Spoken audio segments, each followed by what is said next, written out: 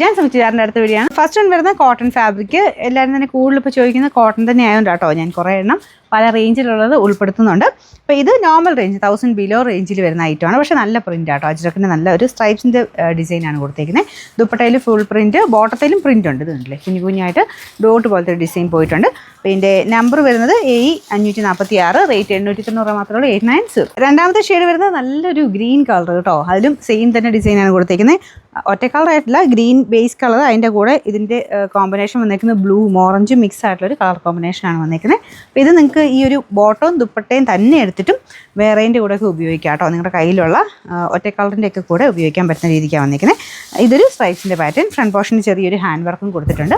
നല്ല colour combination ആട്ടോ. Number AE545, rate 890. അടുത്തത് ബ്ലൂ ഷെയ്ഡാണ്. ഇതും അടിപൊളി കോമ്പിനേഷനാണ്. ബ്ലൂവിൻ്റെ അകത്ത് നമുക്കൊരു ലൈറ്റ് ആഷും ഓറഞ്ചും ചേർന്ന കളർ കോമ്പിനേഷനാണ് ഡിസൈൻ കൊടുത്തേക്കുന്നത്. ഇതാണ് ദുപ്പട്ട. അത്യാവശ്യം നല്ല ലെങ്ത്തും ഉണ്ട് കേട്ടോ. ബോട്ടം നല്ല ഫാബ്രിക്, കോട്ടൻ്റെ കൂളായിട്ടുള്ള നല്ല ഫാബ്രിക്കാണ്.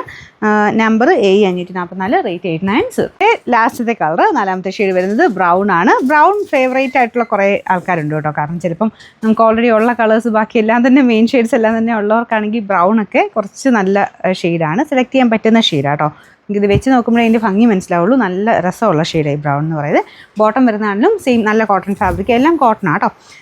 നമ്പർ AE543, റേറ്റ് 890 മാത്രമേ ഉള്ളൂ, 890.